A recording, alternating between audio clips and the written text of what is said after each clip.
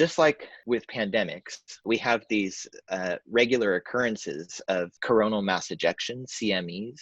It's just like a giant burst of plasma that comes out of the sun. If we were to be hit with a CME now, it very likely could wipe out most of our electrical transformers, but it also could fry computers, cars. I mean, think of how much of our life is dependent upon electricity. To get Brexit. Make America great again. No, no, no. This is Stephen Edginton for The Sun, and today I'm interviewing Bradely Garrett. Bradely Garrett is an urban explorer, educator, and someone who has lived with doomsday preppers for the last 4 years. These are people who prepare for doomsday scenarios such as a pandemic. We're going to be talking about why people prep and how the pandemic has impacted this huge community. Thanks so much, Bradely, for joining us. Oh, it's a pleasure, Stephen. Thanks for having me. What is a prepper? Preppers are people that are thinking about the future, and they're anxious about the future, and they're putting plans in place to make sure that they can make it through difficult periods of time. There's a kind of people prep on a huge range of scales. There are people who are prepping for like a 1 to 3 day scenario where the electricity's off or the taps just don't work. And then there are people who are building massive multi-million-dollar installations to make it through maybe even up to 5 years underground in total lockdown. And with the coronavirus pandemic, I assume, and you may prove me wrong or correct me, but they feel vindicated. That's kind of what I expected to find. I've spent 3 years working with preppers all over the world. And you would imagine that they would feel a sense of vindication when the disaster that they were predicting actually happens. But really what I found was that most people felt that this was actually a low level or mid-level disaster, and they were preparing for something much more severe. I also found that people had a sense more of, there was more of a sense that they were taking strain off of systems that all of us use.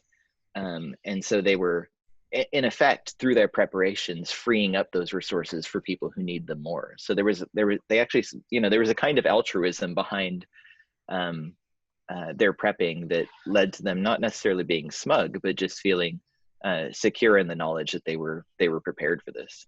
Why did you decide, as you say, to live with preppers for the last 3 years? Well, in the beginning of the project, this was 2017 when I started doing this research. I just found them to be a fascinating subculture, and I was really interested to see the spaces they were building. I'm a geographer by trade, and so I was very interested in how they were shaping the spaces they were living in. I wanted to see their bunkers. I wanted to see their stockpiles. I wanted to talk to them about their motivations and their fears. I obviously had no idea that the book would become, the research would be so prescient, the book would become so relevant by the time I published it last month. It's been an interesting journey.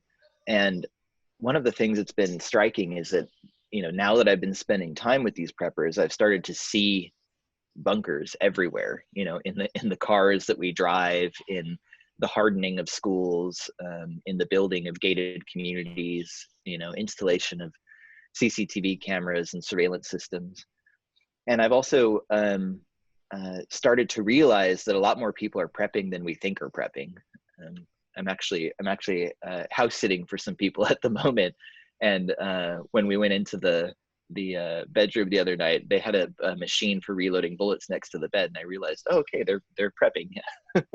It's a funny group of people, and I remember when the coronavirus pandemic was just beginning early in the year, we were talking at The Sun, should we go into interview some preppers, go and see what they say, and I tried to get in contact with some, and I just remember they were very, very guarded. They didn't want to speak to me. They viewed me as a kind of enemy. What's your experience been like speaking to these people and trying to get to know them? Well, one of the reasons why this ended up being a multi-year project is because it's very difficult to get in contact with preppers. And it's even more difficult to get close to them, to be invited into their spaces, to spend time with them, getting them to talk through the scenarios that they imagine. So yeah, it was really challenging to do the field work for this project. There was one bunker in particular in Kansas. It took me over a year to get into that bunker, and I was just sort of, I was patient and persistent, but I also had to give people assurances often that I wouldn't reveal the locations of their bunkers. That a lot of people in the book have pseudonyms, and I've deliberately falsified location information, which caused some complications with the university in terms of my research ethics, because I was deliberately falsifying data. But when you're working with people who are secretive about their activities, it's the least you can do is to try and protect them when they're giving something to you. And did you meet anyone who specifically had been preparing for a pandemic like coronavirus? Yes. Yeah, I met a few people that were preparing for a pandemic, but in particular, I met a guy in West Virginia called Drew Miller.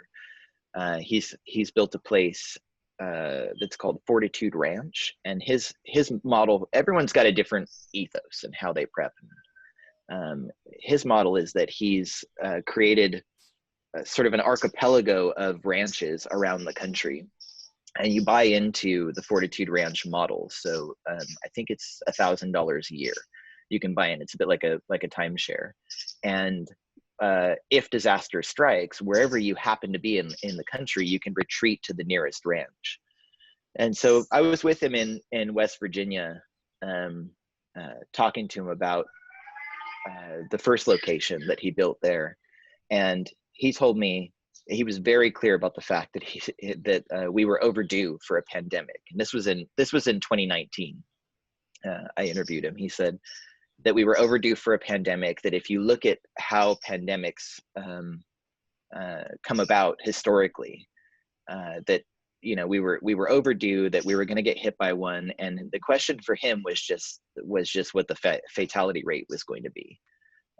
So I got in touch with him after the beginning of the coronavirus, and he said, that we were really lucky that the fatality rate is what it is with this pandemic, and that if it had been 5% or 10%, the ranch would have ended up being a last bastion. Once the supply lines go down, the grocery stores close, the trucks stop delivering food, you're on your own.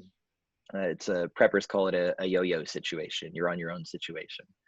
And Drew Miller made it very clear to me that in the event of a hard-hitting pandemic with a high fatality rate, he would be able to call back his members into the ranch, make sure that everyone who was in the ranch was not sick, and keep anyone out who was sick. And he was prepared to go to extreme lengths to make that happen. I suppose that gets a bit harder when you've got asymptomatic cases. What were the kind of preparations that they were putting in place for a pandemic? How can you prepare? It's really tricky to prepare. Essentially, it depends on your model. So I'll give you another example. In South Dakota, I went to a place called the X Point, where there are 575 concrete bunkers.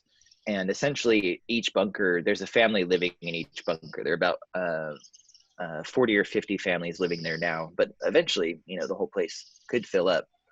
And their plan at the beginning of the pandemic was that everyone would retreat to the property, that they wouldn't congregate, they wouldn't speak to each other when they arrived. They would go into their bunker and self-isolate for 14 days.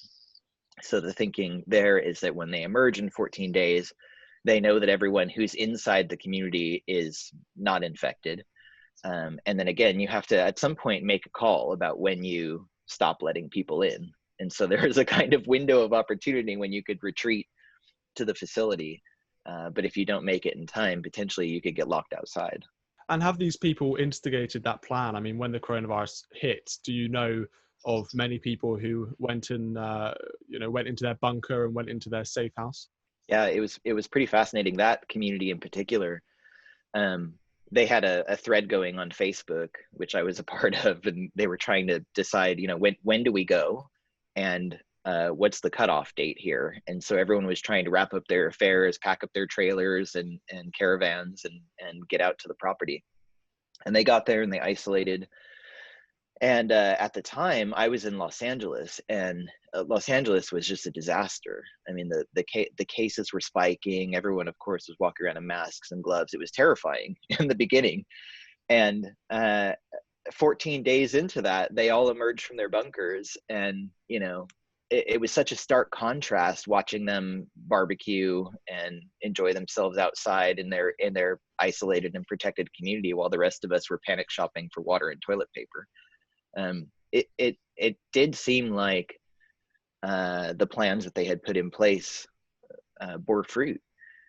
But then so that's the initial response, right? And that's one aspect of this. But then obviously we enter a new phase when we start thinking about the stamina that's required to make it through a pandemic, because it's not over in 3 days or 3 weeks or 3 months. So at some point, they did have to leave the community and go and resupply and bring things back. And so there's a potential point of exposure there. And I think so many of us have gone through have felt the frustration of self-isolation now, and have experienced the stamina that's required to get through something like this. And so it has made me rethink the model of the bunker, right? That the idea that you could build a bunker, stockpiled with a year or 3 years or 5 years worth of supplies, and close the door and stay inside that bunker. I mean, it really does feel like a fantasy after going through this very limited kind of isolation.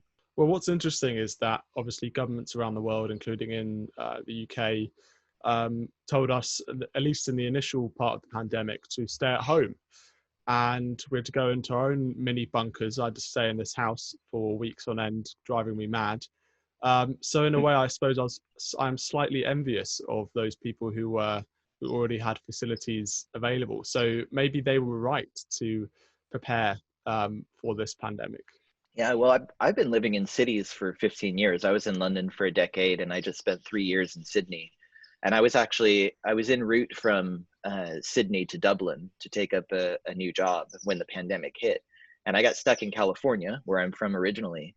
And in many ways, I'm really lucky that I got stuck here, because people have so much more space. People are more prepared for these kinds of things.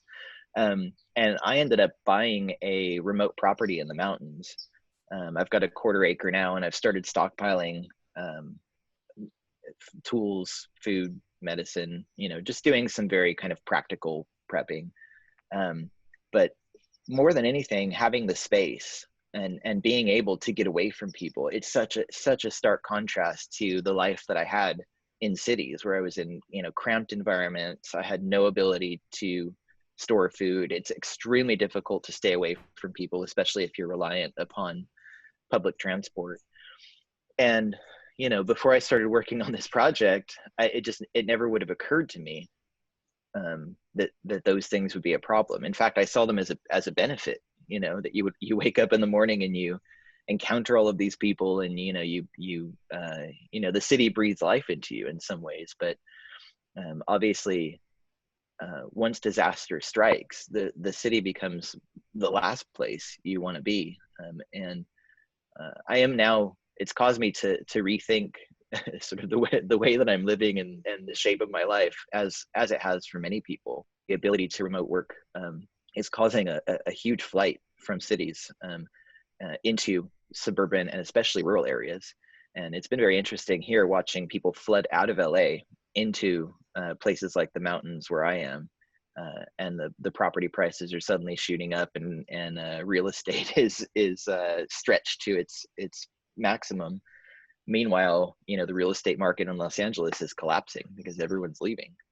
It's interesting that it seems to me that your book and your research has perhaps led to you becoming one of your participants. Is that accurate? And if so, why? Well, I do ethnographic research, so this is what I have always done. I embed myself in communities. I try to understand the world through their eyes, try to understand their perspectives, try and empathize with their positions. sometimes that's hard, because I don't always agree with the people that I work with. But I think it's good practice, especially in these times where everything is so partisan, where it's so difficult to have a conversation across ideological lines. That's my job as a researcher, is to open myself up to other people's worldviews. And if you do that, you are inevitably going to be changed. So it's just a matter of gathering more data points. You spend time with people, they relay their fears to you, it causes you to reflect on your own life. I think it's inevitable that if you spend time with preppers, you're going to start thinking about prepping, and whether it's rational or practical, or whether it's just a kind of another spectacle of capitalism, another thing to dump your money into that isn't actually going to be helpful in a crisis. And the pandemic, again, has just made it very clear that these preparations are useful. Having a little bit of a buffer, a bit of an insurance policy in the event that some things go wrong, is not a bad plan. So yeah, I've become, I'm not going to start pouring concrete. I'm not going to build a bunker or anything. But I certainly think that stockpiling some supplies is a rational response to an irrational world that is becoming more and more fragile as the years go on. Well, this is the thing, and it feels to me, growing up in cities, and with 21st century technology and everything like that, you just feel very safe, and there's no need in a city, or at least in the environment in which I've lived, to prepare for some kind of disaster. And but maybe that's just my particular sort of perspective on life. It seems to me also that this prepping phenomenon is an American one. Particularly, I'm sure there are people in Europe. This is just my instinct. I'm sure there are people in Europe who do it, but all of the TV shows about preppers, seem very American to me from what I've seen as a kid, watching these crazy documentaries. Is it more of an American thing? Is it in the psyche of an American to think, I'm going to prepare for a disaster, and they're sort of more, I don't know, thinking about their individual freedoms and rights and things like that? There certainly is an aspect of that. But it's also the fact that Americans have a sense that they should not be dependent on the state. They should be dependent on themselves. There's a bit of a fantasy there, because of course we're dependent on the state for, protection, road building, there are a lot of people here who live in this fantasy land where they think that, the state has absolutely no function and they should just dispense with it altogether. But in terms of prepping, yeah, it's most people don't feel here, I think, that they don't feel a sense of faith in the government. They don't feel that the government is going to be able to reliably respond to a crisis. And of course, we've seen that happen over and over again. Look at Hurricane Katrina, what an absolute disaster that was. The FEMA response to the disaster was also a disaster. It compounded everything. And so that's part of the reason why people take it upon themselves to put their preparations in place here for situations like that. And that it does sit in contrast again with places in Europe where the government has put preparations in place. I was just speaking with a prepper in Switzerland, and he was telling me, well, the irony here is that I don't really need to prep because the government has already done it for us. They've got more bunkers than people in the country. They've got space for 110% of the population underground. Many of those bunkers are stockpiled with supplies. Finland, at the beginning of the pandemic, they had been building up this national stockpile of emergency supplies since World War II. And they cracked that stockpile, and it was absolutely packed with food, with N95 masks. They had absolutely everything they needed, while the rest of us were trying to, rejig manufacturing to get the supplies that were necessary to make it through the pandemic. So how a state governs and whether people feel a sense of faith that the state is going to take care of them in a situation like this has everything to do with whether or not people prep. And the current, so the last estimate that I had when I finished the book was that in 2011, 3.7 million Americans self-identified as preppers. I recently got an email from a researcher at Cornell University who told me that post-pandemic, there are now about almost 12 million Americans that are prepping, which is a huge percentage of the population. So it is something that Americans are participating on at a greater level than most other places in the world. But I traveled to 4 continents for this book and interviewed over 100 people, and I found people prepping all over the world. Where they live certainly would change how they prep. There are cultural differences, social differences in how people are putting together their preparations. But there's no doubt about it that the United States, and particularly the American West, is the epicenter of prepping around the world. Do you have to be pretty wealthy to prep? I mean, someone who can build up their own community, their own safe space, can give up their job, or whatever means they are, have to make money. For example, if you prep for the pandemic and you've gone and presumably left your job and your whole livelihood to go and live in your bunker for a few months, how do you then get back into, the real world? And how do you then start your job again or make money or whatever it is? So do you have to be in a sort of privileged position in order to do this? Yes and no. A lot of the people that I spoke to had invested, $5,000 in stockpiling some supplies and put it in their garage, and that was enough for them. That gave them enough sense of peace and security that they were able to just carry on with everyday life, knowing that they had a bit of a buffer. Those bunkers in South Dakota, if we sort of take it to the next level, they're about 25 grand, and people would end up putting another 20 into them. So a few of them said to me, I've got a mortgage on my house. I had some savings set aside. I could have spent it on, a caravan or a boat, or invested it in a second house or whatever. And instead I bought the bunker, which effectively acts as a house, a storage unit, and a defensive facility all at once. It also ends up being a kind of holiday home because, everyone's there and they're working on their bunkers together. And there's actually like a really nice sense of community. They spend 4th of July together every year. And so, that's useful for people too, particularly people who live in urban areas and maybe don't have a strong sense of community. The prepper community becomes a place where you can kind of build those bonds in a way that a lot of people have lost. So that's useful. Then you've got the extreme end of the scale where you've got people who are investing millions. There was this bunker in Kansas that I went to, built inside an abandoned Atlas F missile silo. It's essentially a subterranean condominium complex, and people are paying $1.5 million for a half floor in there and $3 million for a full floor. That's a pretty extreme preparation. And the developer of that bunker told me that he was completely confident that they could withstand 5 years inside the bunker. He had redundant power systems, a lot of distractions, including a cinema, shooting range, rock climbing wall, swimming pool with a waterfall. It was a pretty luxe facility.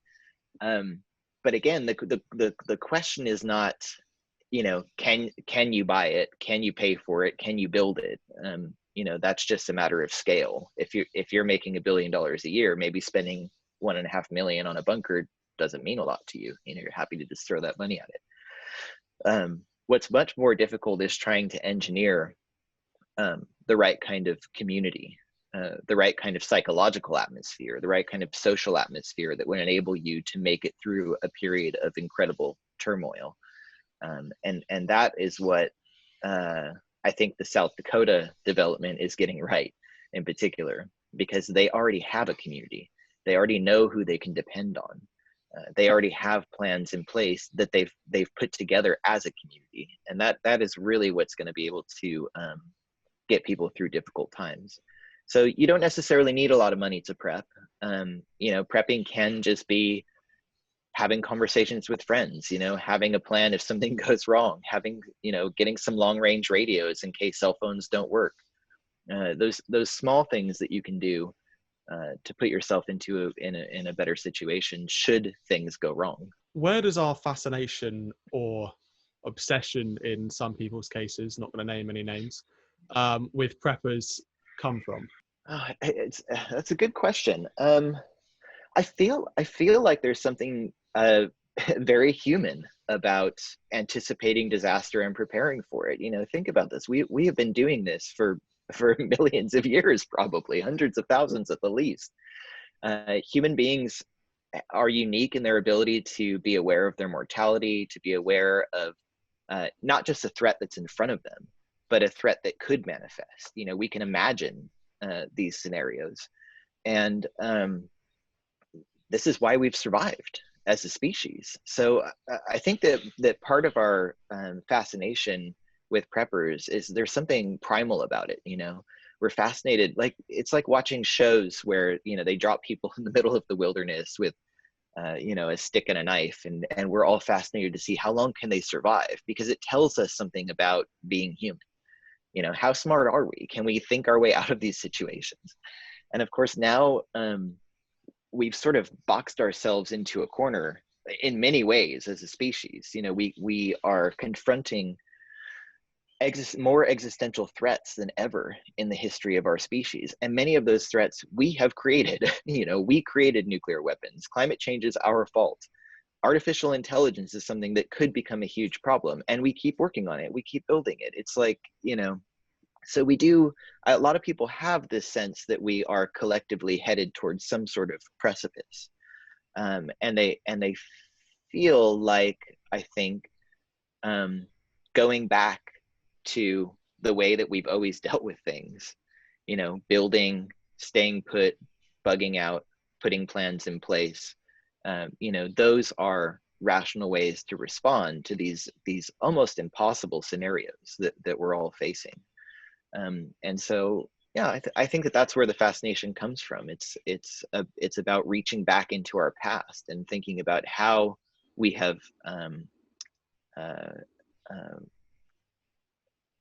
managed to not extinguish ourselves as a species, and trying to put that into practice.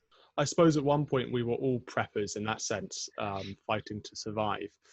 And with modern technology, perhaps we've gone too far the other way, where we feel too safe, and we're not prepared for these coming disasters. Well, that's exactly right. I mean, 250 years ago, if you hadn't stockpiled your supplies or planted your crops, you wouldn't make it through a season. Society, the fabric of our society has changed so rapidly, particularly in the last 30 years, with globalization, international trade, on-time delivery. We now all have this expectation that everything we want can be provided at any time, out of season, with the click of a button, and delivered tomorrow, right? And we're now having to backpedal, I think, and realize that it was a kind of magical fiction that we were living in, which was quite fun and enjoyable, but it doesn't take a lot to start crippling those infrastructural networks that supply us with those things. And the problem is that once you have built up a reliance on all of those systems, once those systems disappear, we're left feeling helpless. Like, what do we do now? I certainly feel that way. I had, I was flying all over the world, interviewing people, doing research, giving lectures. And then suddenly the pandemic hits, all my plane tickets are canceled. I'm grounded. Like everyone else, I've had to completely rethink how I go through my daily life. And I think it's useful. I think there's actually, and maybe this is another one of the appeals of prepping, is that there's always a silver lining to these disasters, right? Whether it's a forceful realigning of our priorities, an opportunity for us to spend time working on things that we wouldn't necessarily have time for in other cases, a possibility of being able to skill up, to learn things that we didn't know how to do before. A lot of people are using the pandemic to learn how to bake bread and grow food and can, and I mean, these are all useful skills that our ancestors had and that we lost very recently. So disasters are a moment of, they should give us a moment to pause, moment to reflect. They should give us an opportunity, I think, to reinvent ourselves. That's really the best case scenario here. What kind of disasters do we face, or at least are people prepping for? And in your view, how likely are these scenarios to come true? Well, the most likely scenarios, we can apply Occam's razor here. The simplest scenarios are the most likely. Social unrest, political breakdown, war. These are things that we face all the time. Natural disasters are inevitable. We're going to face those things. But some of the preppers that I spoke to were worried about what we call black swan events. Events that are less likely, highly improbable, perhaps. But when they do take place, it seems obvious that we should have known that this was going to happen. The pandemic is a great example, right? If you told someone 2 years ago that we were going to be in the situation we're in now, they would have said, "You're nuts." It would have sounded like a conspiracy theory. It would have sounded like it was coming from out of left field. Now this is our reality. And so that kind of thought experiment, trying to work through what could happen, even if it's totally outlandish, is something that a lot of preppers are heavily invested in. And that leads a lot of people to embrace conspiracy theories and become increasingly paranoid about the highly improbable. But it also gets people to take seriously more realistic threats that are possible. One of those that I find quite convincing, actually, is the possibility of an electromagnetic pulse wiping out electrical systems. So just like with pandemics, we have these regular occurrences of coronal mass ejection, CMEs. It's just like a giant burst of plasma that comes out of the sun. And when it hits the ionosphere, we get magnetically charged particles. That's what the borealis is, the northern lights, right? That's those particles being charged. In 1858, there was a very large CME called the Carrington event. And it's named after the British astronomer that witnessed this. But when that CME hit the Earth's atmosphere, the magnetic particles that charged the atmosphere were so intense that they fried telegraph lines across Canada. People in the Caribbean were seeing the borealis. People in New York City were reading newspapers at midnight by the light of the magnetic storm. If we were to be hit with a CME, which, by the way, happens about every 150 years, there's a Carrington size event. If we were to be hit with a CME now, it very likely could wipe out most of our electrical transformers, which are extremely expensive and difficult to build.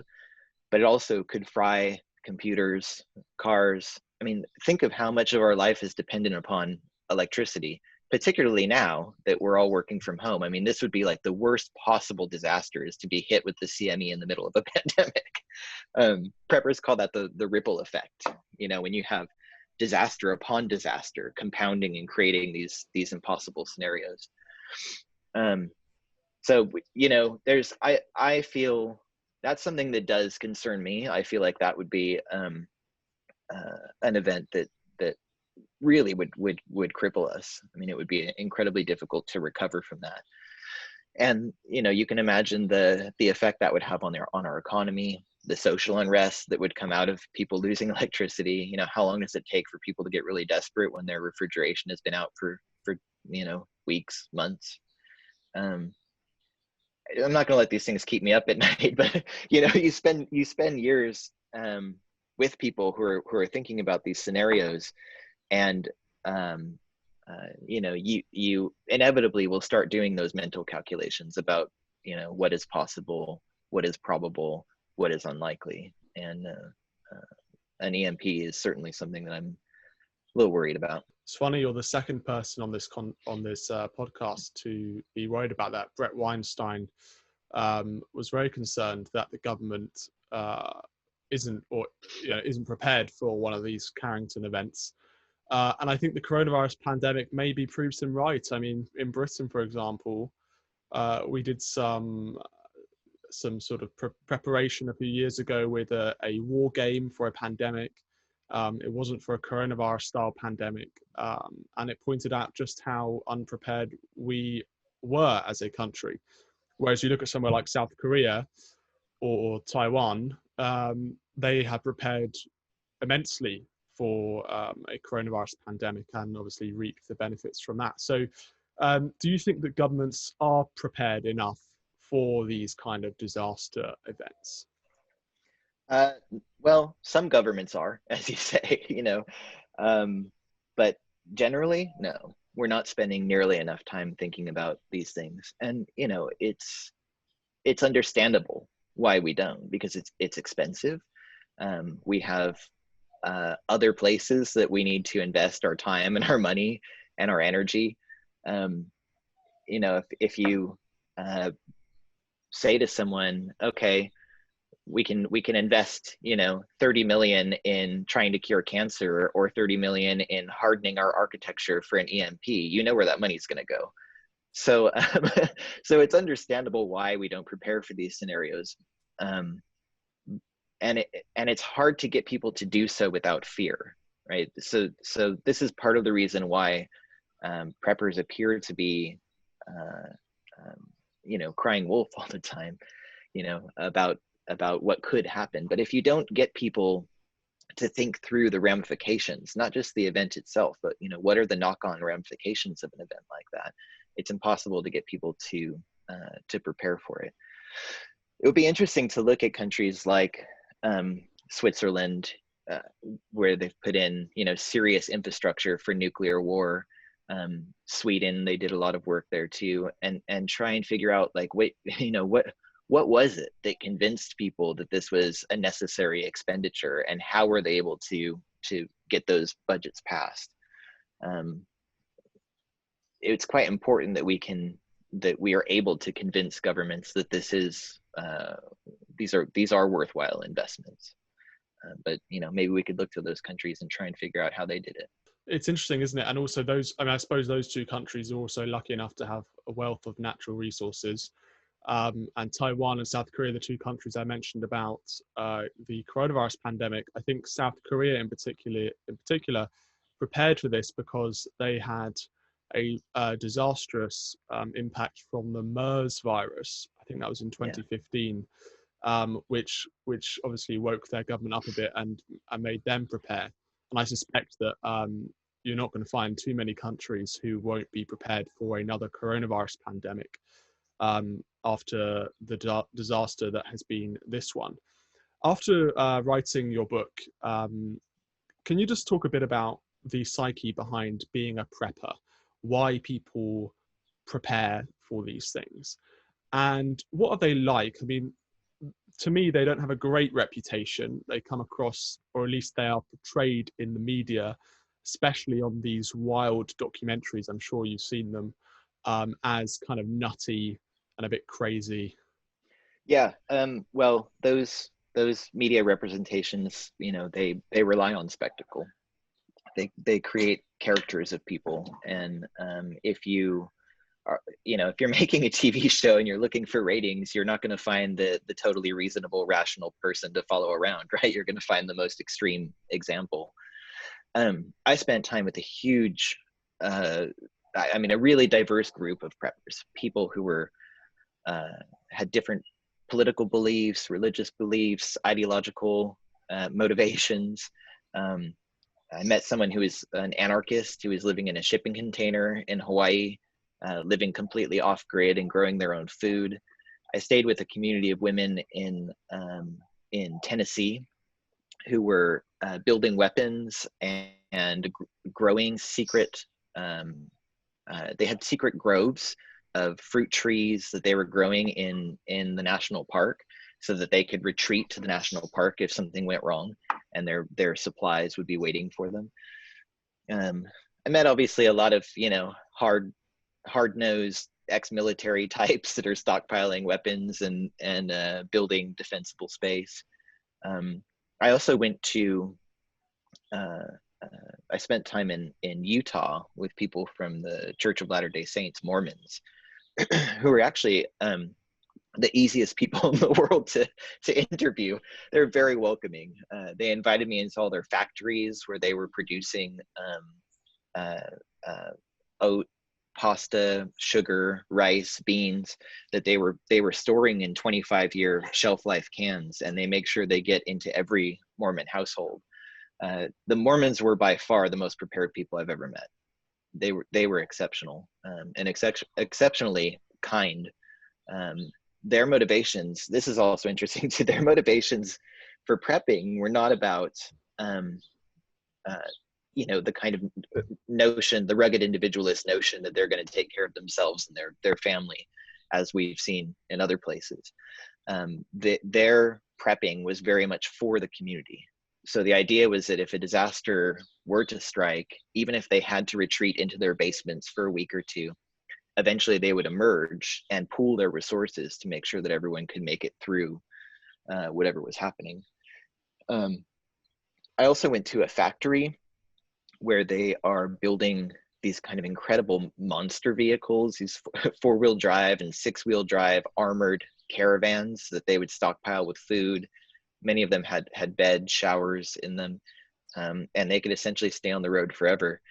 And when I was interviewing the owners of this company, Plan B Supply, I asked them, what kind of disaster would cause you to get into this vehicle and bug out, drive away? And they were very quick to correct me. They said, these are not for escaping. These are for going into the disaster and doing good work. So, they were building those vehicles to help. Wow. It was never about saving themselves. And so this is the beauty of doing research over multiple years.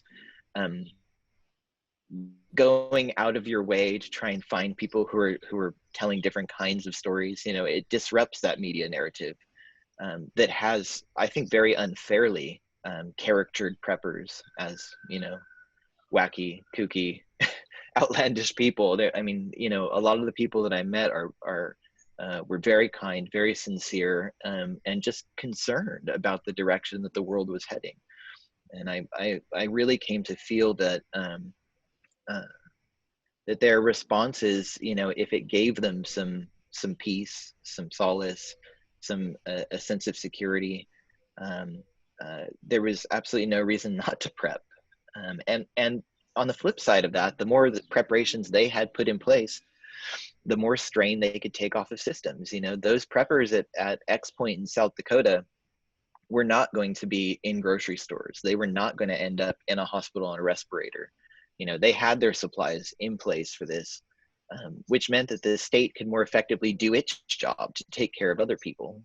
So I know there's a trap in that kind of thinking, because obviously, the state would love for everyone to just take it upon themselves, and then they can just keep slashing budgets. But it is, actually the case that those people who are prepared are able to do more good in a disaster. Have you seen the film? I'm sure you have. 2012. 2012. Came What out was it about? Ago, and it was about the Mayan calendar. I don't know if you remember. Oh, right. Yeah. The end of the Mayan calendar. Yeah, that's right. So they all said, a lot of people said in 2011, and I think the same thing happened in 2000, and I'm sure various states among, in humanity, that the Mayan calendar, they said that the Mayan calendar was going to end in 2012. And there was this Hollywood film that came out the year before, which basically said that all the rich billionaires in the world would go and live on this Noah's Ark, this huge boat, when the world flood came. Is there a huge organized plan I'm sure there is for individual governments, but for the rich and the famous to go and live in their own bunkers somewhere, or do you know anything about that? Or maybe it's all secret. I do know about that. It is that narrative is a bit overblown. I have to say that, this narrative that billionaires have got land in New Zealand with bunkers and they're going to retreat there in the event of a terrible disaster. If you've got that kind of money and, you can afford a remote property and a private jet to get to it, you don't need a bunker. Geography is your bunker. And there are a lot of very wealthy people who have those plans in place. I met one person who I actually didn't end up writing about in the book, but he had purchased a yacht, or not a yacht, a catamaran, and he had solar panels on there. He had a desalination pump so he could get water straight out of the ocean. He had was able to fish for his food, and he told me that this was his bunker. Right, he could take off in that catamaran and disappear onto the ocean. He could stay out there for months or years if he had to, completely self-sufficient. So it's, yeah, I mean, for those who have the resources, they think quite differently about these things. They can spend a lot of money putting plans in place that never would occur to those of us who don't have those kinds of resources. But I do go to great lengths in the book to make it clear that you can work with what you've got, and people do. If all you can do is set aside $1,000 a year, a month at a time, to give yourself a financial buffer, or to use that to buy some extra supplies, it's worth doing, and you can do it. But I guess it's just a matter of scale, right? It's really just about putting whatever preparations in place you're able to, given the resources that you have, and that might just be a percentage of something that you set aside. And finally, is there some kind of safe haven? I know you mentioned New Zealand there, where people think, well, this place is going to be protected, and we might see a mass exodus to some place on Earth, which is a sort of a little heaven, little haven. Well, one of the bunker builders told me the best bunker is the one you can get to. So, yeah, there are certainly places in the world that are better situated to weather disaster. Tasmania in Australia comes to mind. They've got an abundance of water. It's easy to grow. They've got a great climate, relatively little social friction. That would be a good place to weather the end times, I think. But ultimately, what is going to get you through a disaster is community. And that's what people really need to keep in mind. It's not about what you build. It's not about what you buy. It's not about where you live. It's about the connections that you forge with the people around you. If you know that you can depend on your friends, your family, in the event of a disaster, you're going to be much better prepared than someone who's living in isolation, even if they're in the safest place in the world. What an interesting answer. I know that in the pandemic, many of us have had to struggle through financial hardship and obviously social hardship. Isolation has huge impacts on human beings. I think we are social animals, and we've seen tragically suicide rates go up, and I think people's mental health really have been impacted by the pandemic. So that's a good point about community. On that note, thanks so much, Bradley, for joining us. It's been an absolute pleasure. Thank you.